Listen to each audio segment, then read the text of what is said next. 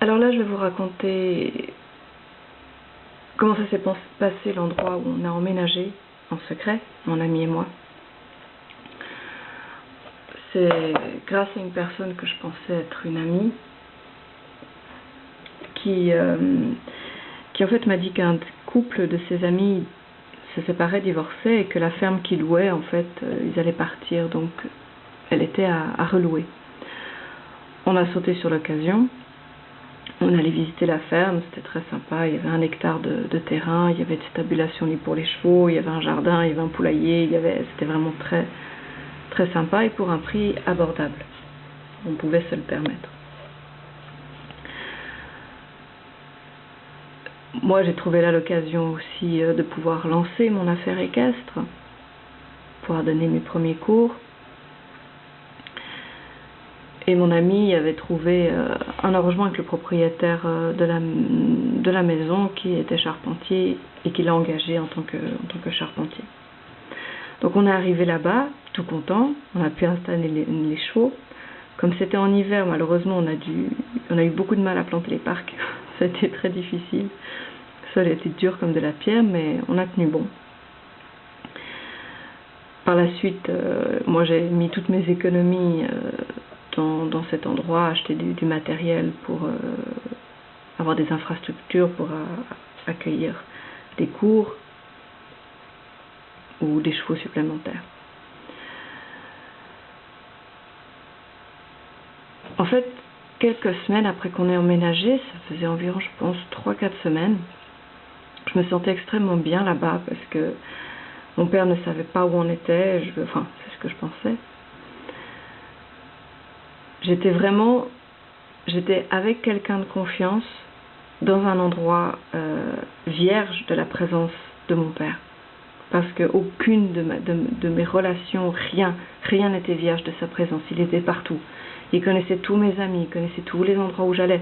Il n'y avait rien qui ne portait pas sa trace.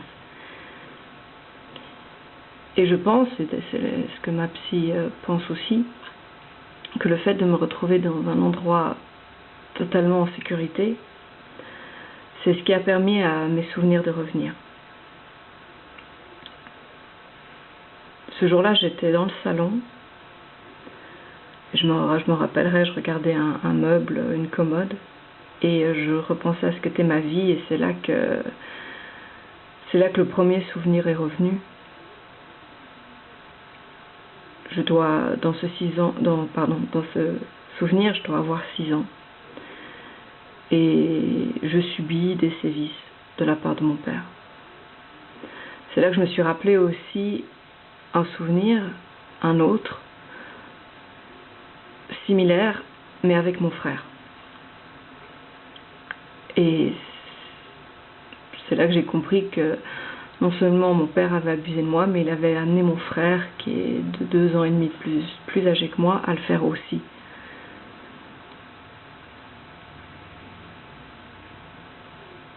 Lors de ces souvenirs avec lui, avec mon frère, je dois avoir 7 ans, à peu près.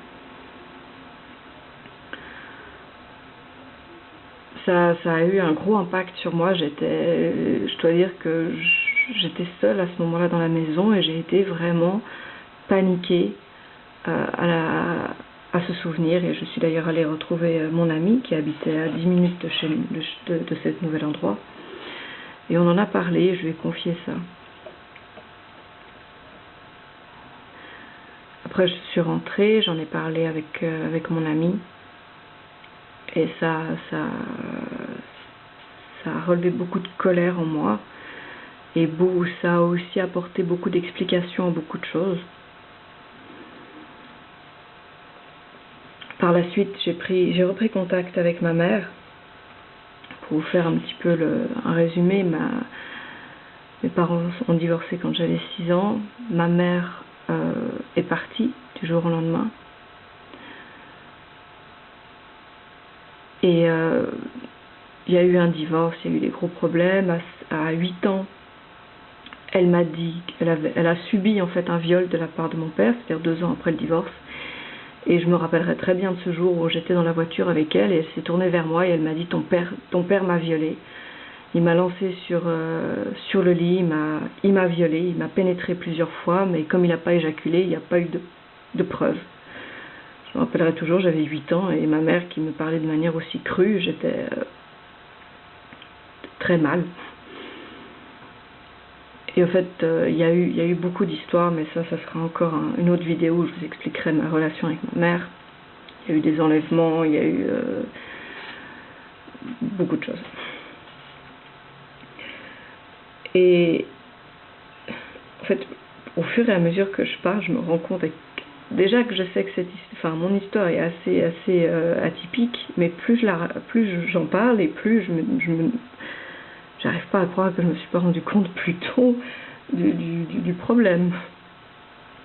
C'est assez incroyable.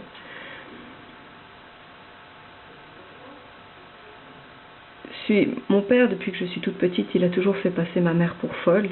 Il a toujours dit qu'elle n'était pas là parce qu'elle était en asile psychiatrique ou des choses comme ça, ce qui n'est pas vrai. J'en ai des preuves.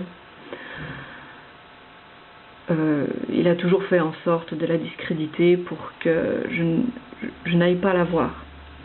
Parce que justement, il a fait ça d'ailleurs avec ma belle-mère aussi, qui a subi des choses similaires de sa part. Il a fait en sorte de créer un gouffre entre les victimes, pour qu'elles ne puissent pas se parler entre elles, qu'elles ne puissent pas, entre guillemets, prendre les armes contre lui. Et là, ma mère, ça faisait je l'ai vue peut-être en gros 70 fois dans ma vie. Je veux dire, c'est vraiment extrêmement limité. Et à ce moment-là, j'ai repris contact avec elle, je l'ai rappelée. Et je lui ai dit ce que j'avais découvert sur mon père, ce qu'il m'avait fait subir. J'avais pas encore tout qui est revenu, les souvenirs sont venus progressivement, je n'ai pas encore toutes les réponses, j'ai pas encore tous les morceaux de ma vie qui sont là, mais ceux que j'ai aujourd'hui me permettent de conclure à beaucoup de faits. Ça me fait comprendre beaucoup de choses. Et en fait, ma mère, à ce moment-là, m'a appris tout un tas de choses sur ma famille, sur mes grands-parents, sur mon frère, sur mon père, sur le comportement que mon père a eu avec moi, sur le comportement que mon père a eu avec ma mère, des viols, des assauts matrimoniaux à la hussarde, comme elle dit. Ils en sont plusieurs fois venus aux mains. Et en fait, au fur et à mesure de ces discussions, j'ai compris aussi que mon père a amené ma mère à abuser de mon frère. C'est comme ça qu'il l'a, entre guillemets, tenu au silence. Parce que justement, je lui ai dit, mais pourquoi tu savais qui c'était et tu m'as laissé là-bas, tu nous as laissé là-bas. Et voilà, donc, au fur et à mesure, dans cet endroit, j'ai découvert, grâce à ma mère, je donnerai les détails dans cette vidéo vis-à-vis d'elle, ma vie. Une partie de ma vie. Et plus exactement, quel était vraiment le personnage. Au fur et à mesure des semaines, d'autres souvenirs sont venus. Et au bout d'un moment, j'ai vraiment décidé de prendre les armes. Et je l'ai dit à cette amie qui nous avait trouvé l'endroit. Et du jour au lendemain, elle a disparu. Plus personne. Elle ne répondait plus aux appels, elle ne m'a plus jamais rappelé. Il n'y avait plus personne. Et s'en est suivi tout un tas de catastrophes. Les animaux torturés, le propriétaire des lieux qui nous met dehors sans raison valable. Comme on a justement les animaux qui ont commencé l'un qui se retrouve avec des lacérations aux jambes, l'autre qui finit dans la fosse septique. On était là, bon d'accord, on s'en va. On avait peur qu'ils s'en prennent à nous, ou qu'ils continuent à massacrer nos animaux. Là, j'ai fait aussi des recherches je voulais à la base changer mes papiers de canton parce que mon père avait mis nos papiers dans un canton suisse où on paye beaucoup moins d'impôts. Et il avait fait des magouilles, des choses pas possibles, vraiment difficiles à s'en sortir. Et quand je suis allée d'ailleurs au service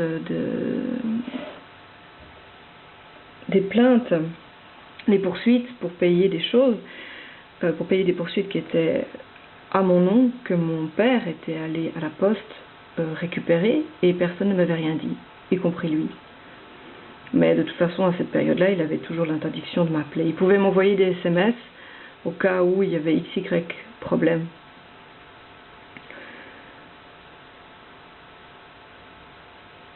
Et en fait, voilà, moi je suis allée là-bas pour payer ces poursuites, j'arrive sur place, le type me tutoie, me parle de mon papa qui est venu pour payer des choses. Je suis là, de quoi il me parle et comment il se permet de me tutoyer alors qu'on ne s'est jamais vu.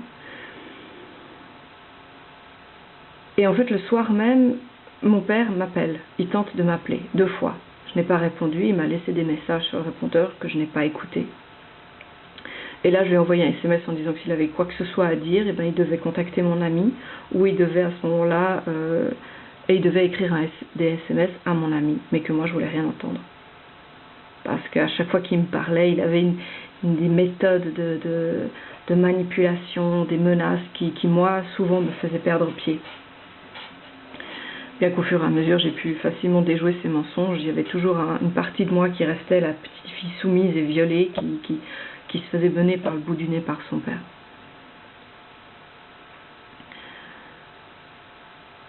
Et en fait, voilà, c'est là que j'ai compris aussi que cette personne n'était pas une véritable amie. Je me suis rappelé aussi une phrase qu'elle m'avait dite, que c'était grâce à elle, comme elle me le disait fièrement, que le couple d'amis s'était séparé, avait divorcé. C'est-à-dire qu'elle avait fait en sorte que ce couple d'amis divorce pour que mon ami et moi, on aille emménager là-bas.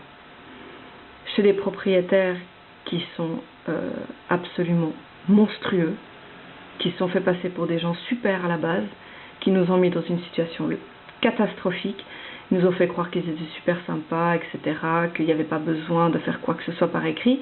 Et finalement, aujourd'hui, comme on n'a rien fait par écrit, on n'a pas de preuves.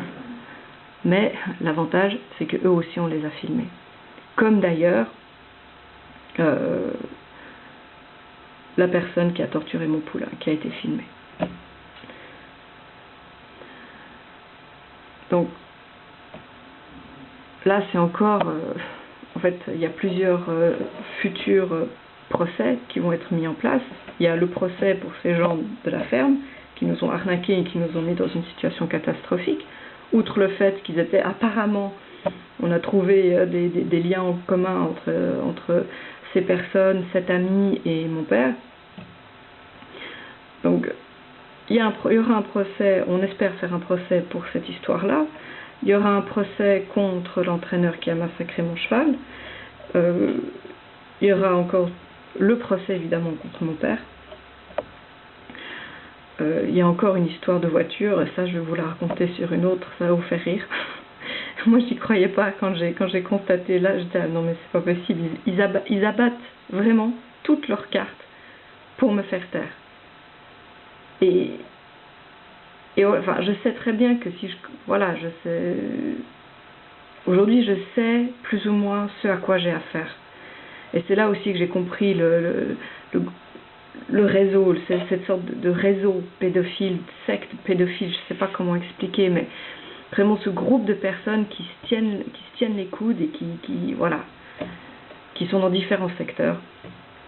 Si je regarde par exemple mon frère, qui a sa fille qui est née cette année, et qui malgré mes demandes, lui laisse sa fille à mon père un vendredi sur 2. Alors qu'il sait qu'il y a eu plainte de la part de notre mère pour viol contre cette personne. Il sait que notre belle-mère, notre ancienne belle-mère, ne veut plus le voir tellement il l'a massacré.